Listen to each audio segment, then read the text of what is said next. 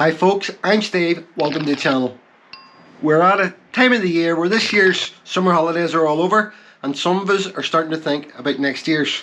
So I've spent the last few days compiling a list of mostly well-known, mainstream and one upcoming destination around or close to the Mediterranean, which are both very popular in demand but also reasonably budget friendly. But let me say first of all, this is not a cheapest place in wherever video, meaning there's many other cheaper places, but these 5 are places that I like but are also more affordable than maybe you would expect.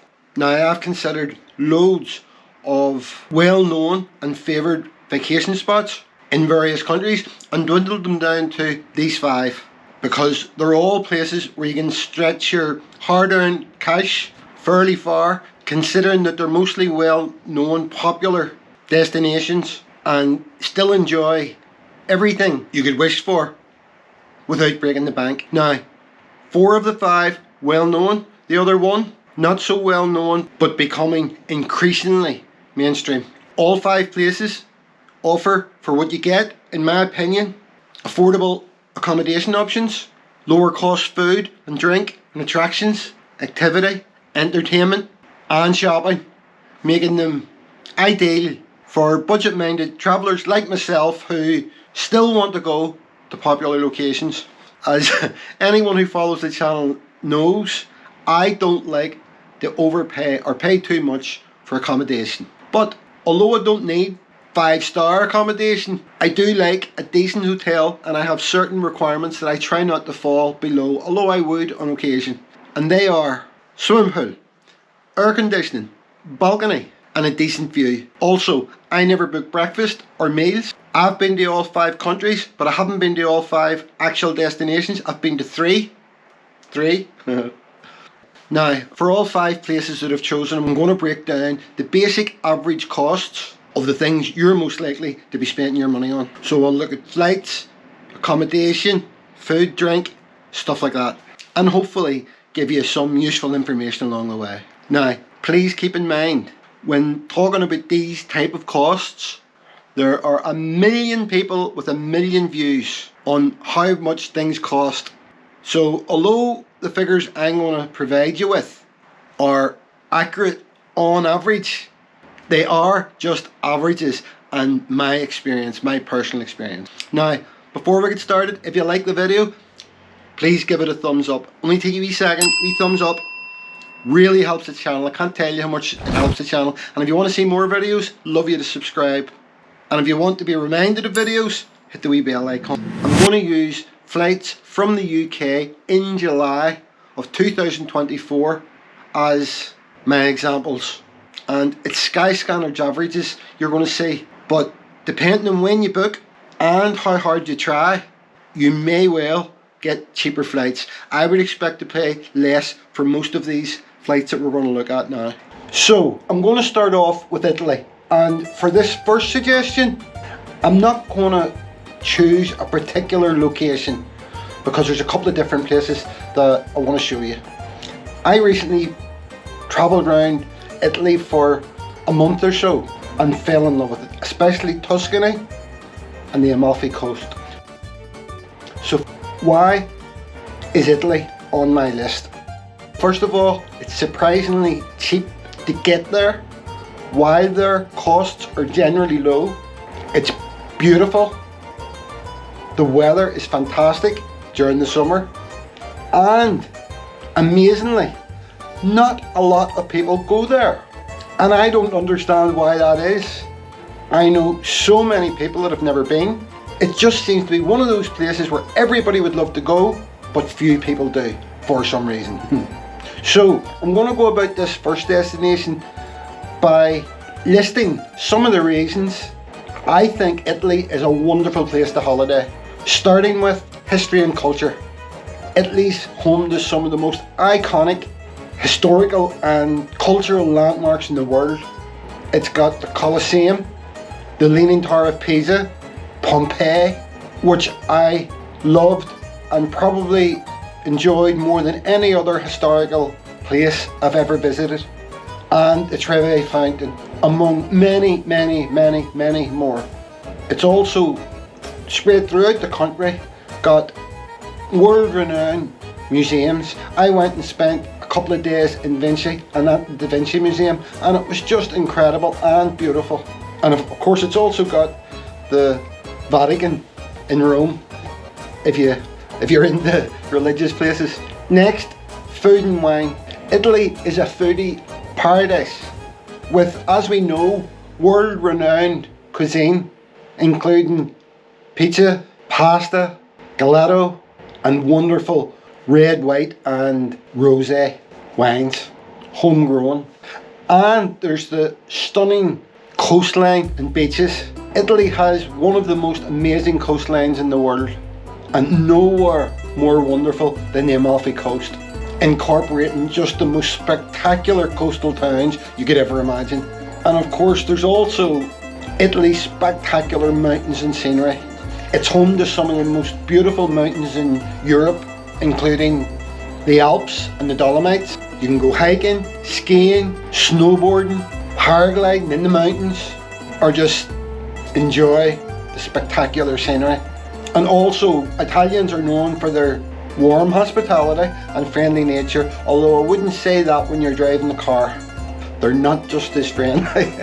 But you'll find people always willing to help you and make you feel welcome. But most importantly, for budget-minded travellers like me, Italy is a relatively affordable country to visit, especially if you're willing to travel off the beaten track. You can find tons of budget-friendly accommodation, cheap food and incredibly reasonable transportation options. Now, as I said, my favourite two locations, and the locations I'm going to talk about now, are Tuscany and the Amalfi coast. Tuscany in central west Italy. Its capital is Florence. It's home to some of the world's most recognisable Renaissance art and architecture. Tuscany has a diverse natural landscape encompassing rugged alpine mountains along with rolling hills and wonderful shades of green, with many olive groves and orchards. And perched on top of the rolling hills are scores and scores of charming medieval towns. It really is breathtaking. And then on the west coast is the Amalfi coastline, which is an absolutely stunning stretch of coastline along the Mediterranean, which is known for its dynamic cliffs. Cliffside roads wind along the edge of the cliffs and in and out of beautiful towns. That coastline is a UNESCO World Heritage Site and is obviously a very popular tourist destination throughout the summer.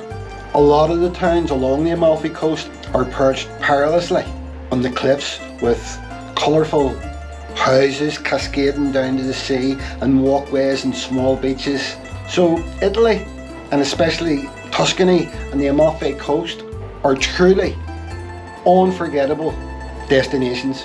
Their scenery, their charming villages and beauty make them the absolutely perfect place to explore and enjoy the beauty of the Italian Riviera. Now, flights. As you can see, reasonably priced flights, hotels. The other four destinations I'm going to talk about, I'm going to be very specific about the towns that we're going to, but because this is very general, Tuscany and the Amalfi coast, I've just picked a typical example of the type of hotel that I would stay in. But it needs to be said that hotels in this part of Italy are expensive. If you want to be in the coast or in a city, you're going to pay big money for your hotels. But there are many reasonably priced hotels in smaller Tuscan towns that are still located in central areas, and this one satisfies all the requirements I would want from a hotel in somewhere like Tuscany, where you're going on a sightseeing holiday, and it's very reasonably priced considering its position. Other costs: an average meal out, €9.50, a bottle of imported beer, €3 to €3.50, a cappuccino in a bar or restaurant, a very low, very reasonable €150.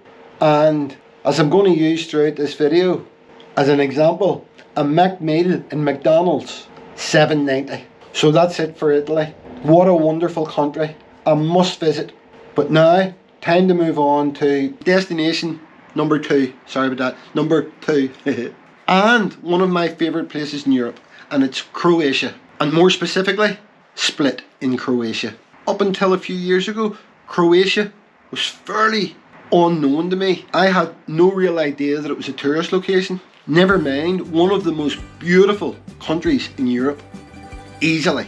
Now, I've only ever been on the coast, and let me tell you, it is spectacular, stunning, immaculate, with amazing, well-kept coastal roads. And because of that, although I'm going to talk about Split, I would suggest that anyone going there should plan into their itinerary some coastal trips. You really need to have a look around when you're in Croatia to appreciate how nice the country is. And it's well known for its delicious food and beautiful wine. The cuisine is said to be influenced by its Mediterranean neighbours, with its focus on seafood, fresh vegetables and olive oil. It's also home to a number of award-winning wineries who produce a variety of red and white and rosé. Now, Split is one of the places I haven't stayed, but I've drove through it. I've actually spent a few hours in it, but I didn't stay in accommodation. But I've thoroughly researched it, and it's now on my must-go-to list. It's the second largest city in Croatia, located on the eastern shore of the Adriatic, which runs into the Med. It has a population of 160,000, and it's become a very, very popular tourist destination in recent years, and is also known for a vibrant nightlife, beautiful scenery, friendly people, with beautiful white beaches and crystal clear water. In addition to its many historical attractions, such as the Cathedral of St. Domnius, I'm never good at pronouncing foreign words. Like all tourist destinations, Split has a vast range of evening entertainment, restaurants, bars, nightlife, nightclubs. It has the Riva, which is a waterfront promenade. It's a super popular spot for sitting, having a wine, people watching and enjoying a nice meal in a fantastic environment. So whether you're looking for a relaxing beach vacation, an adventurous hiking trip, a driving tour or a cultural experience, Split and Croatia in general has something to offer everyone. It really does. The weather in Split is generally mild and Mediterranean, with warm summers and mild winters. The average temperature runs from 14 degrees C in the winter to an average of 25 degrees C in the summer, so fantastic climate. Obviously the best time to visit Split is during the summer months when the weather's at its hottest, but Split is an all year round destination, so it can be enjoyed during all seasons. Flights to Split, like all of these, some of the departure airports around the UK seem a bit expensive, so I would say, and I'm sure this is what people do, some think it'd be worth going a bit further to the airport and you can save quite a lot on the flight costs, but still quite reasonable to Split, considering it isn't as big a vacation destination as the likes of Spain and Greece and those sort of places. Hotels. I'll start off by saying the one and only negative I have found about Croatia is that accommodation is expensive no matter where you go. And if you don't want to pay through the roof, you have to compromise. For example, this example has no pool, but it's a fully equipped apartment in immaculate condition and located right beside the beach, but around 7 kilometres from the centre of Split. And if you really want to travel on a budget, this is a perfect example of how to overcome high accommodation costs that you're not willing to pay, yet still be able to visit the places you like. By the way, I've ended up really liking the look of this apartment, and it's also went on to my to-go list, or at least to investigate list if I am going. Other spending. Cost of an average meal out, €9.60. Cost of imported beer, €3. Cost of a regular cappuccino at a bar or restaurant, €1.75. And a McMeal for one at McDonald's, €6. And by the way, I'm not a big McDonald's person. I just thought that would be a good sample to show on each. So Other than higher than average hotel costs, Split's still a very reasonable place to go in most other aspects. And honestly, if you haven't ever considered Croatia, you should. Next, Turkey, and more specifically, Bodrum. Before I get into it, have a story. I've been to Turkey several times and I've always enjoyed myself. But my last experience, a year and a half ago, was dreadful. It involved me, my 2 dogs, my motorhome, and the most hateful border guards I've ever come across in my life, culminating in me being turned away from Turkey over something incredibly trivial to do with the van, swearing that I would never return to Turkey again. But I've cooled down and Turkey's back on my list again. It's a great place to spend your time. It's known for its very hot, dry climate in summertime, and again, great food and entertainment and nightlife. Some things you may not know about Turkey. It has some of the most unusual ancient ruins that you'll find anywhere in the world. Like the Cappadocia. I can't speak other languages. It looks like gobbledygook to me. Sorry for pronunciation. Cave dwellings dating back to the 8th millennium BC, and its natural wonders, also located at the same place that I can't pronounce. And of course, Turkey is also well known worldwide for its Turkish baths and cutthroat razor barbershops. Of all of the places in Turkey I've visited, and I've been to quite a few, Bodrum is my favourite, closely followed by Antalya, but Bodrum definitely my favourite. It's a coastal town, obviously, in southwestern Turkey. It has a population of 193,000, making it quite a large city. For me, what makes Bodrum my top choice in Turkey is that it's more cosmopolitan than most other places have been in Turkey. It has a great feel to it and a diverse population. And of all the places mentioned so far, you experience Turkish culture far more than you would in other places. For example, there's Turkish music everywhere, mosques, and I've always found it have a lovely smell, with many Turkish restaurants, although you can get mostly anything else you like. It's one of those places, I think because it's cosmopolitan, it's a great place to chill out, relax and rewind. There's a very laid back atmosphere, fantastic scenery in the surrounding areas, which just makes it a perfect place to escape from your normal routine, your normal life, in my view. Now, Bodrum can be a little bit more expensive than most other coastal resorts in Turkey, but relatively inexpensive compared to most comparable destinations around the Med. Flights. So, it's the furthest location, so flights from the UK can be a bit more expensive than other destinations I'm talking about, but still not too expensive, still good value. If you go back 10-20 years and look at the price of Turkey compared to now, it's dropped immensely.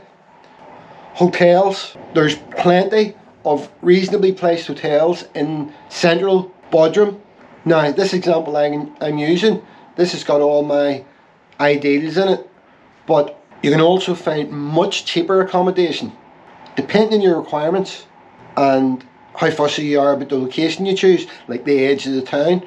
You can get decent accommodation for half this price if you're willing to settle a little bit. Other spending, cost of an average meal out, €9.60.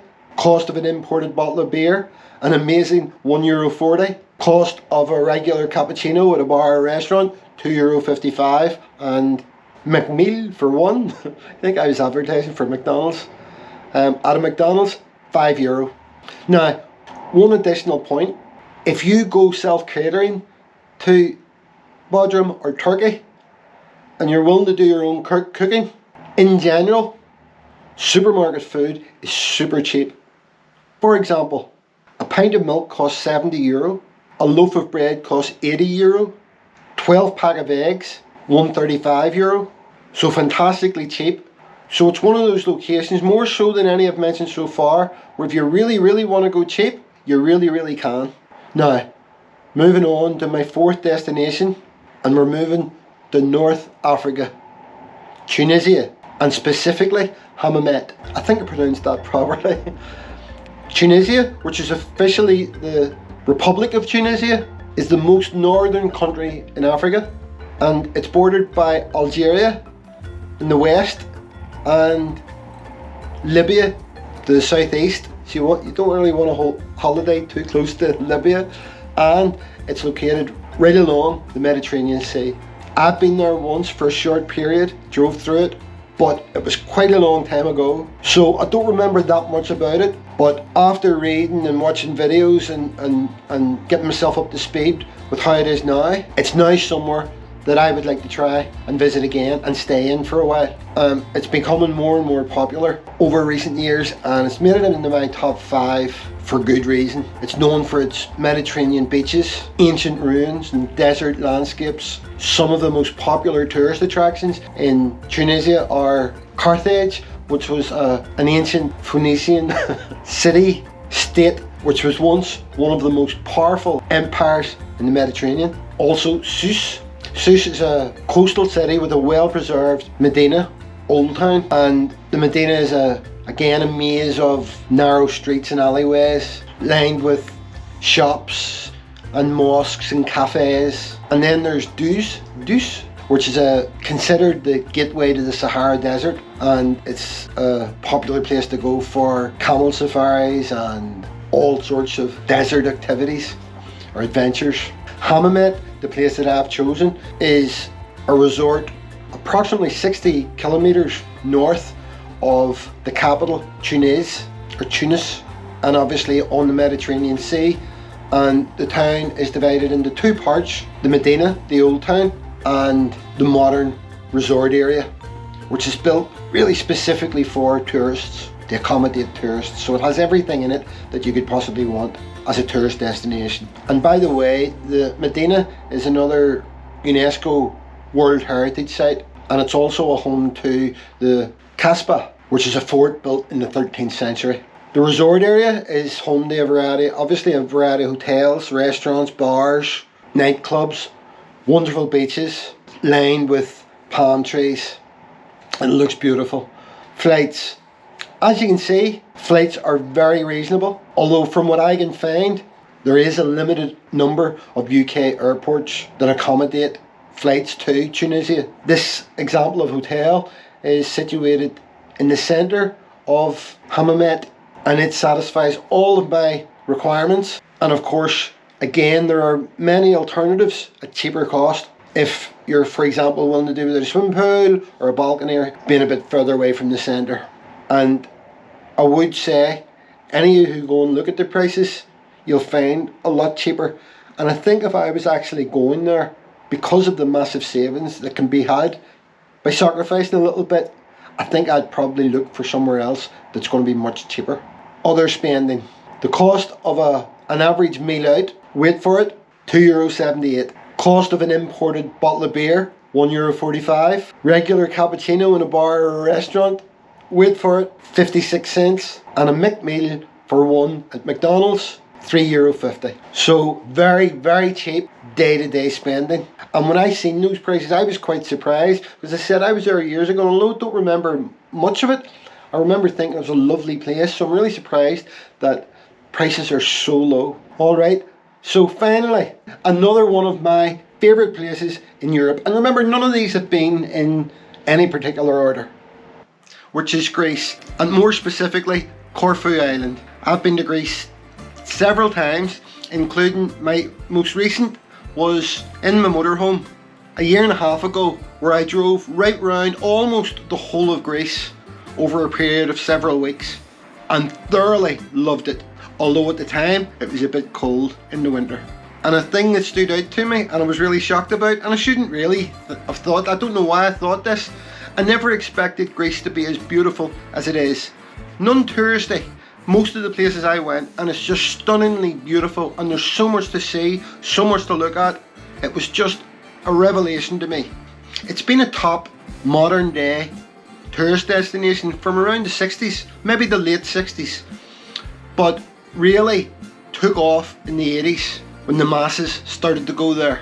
I came to Corfu in, I think it was about the early 80s, expecting like another Spain, but I had a bit of a culture shock. It wasn't nearly as tourist prepared as Spain, but didn't take me long to fall in love with it. Greece is a wonderful place to holiday, and I had always remembered it as being cheap as chips for everything, from food and drink to jet skis, and no matter what you went to do, it seemed very, very cheap. And the good news is everything's still very reasonably well priced. A very cheap place to have a holiday. Now, a few facts about Corfu. It's a Greek island which is exceptionally well known for its lush green landscapes, which you don't find much in that area. Certainly Greece, when I was in it, the more north you went, the greener it went, the more south you went, the deserty or dry it was. But Corfu, very green. All around the island there's fantastic beaches and coves, so it's not a place where you go and you have to share the beach with 1,000 other people. There's beaches everywhere. You can find yourself alone on beaches very easy, even in busy periods of the year. You know, it's one of the most popular destinations in Greece for good reason. The island itself is actually located on the Ionian Sea, which connects to the Mediterranean.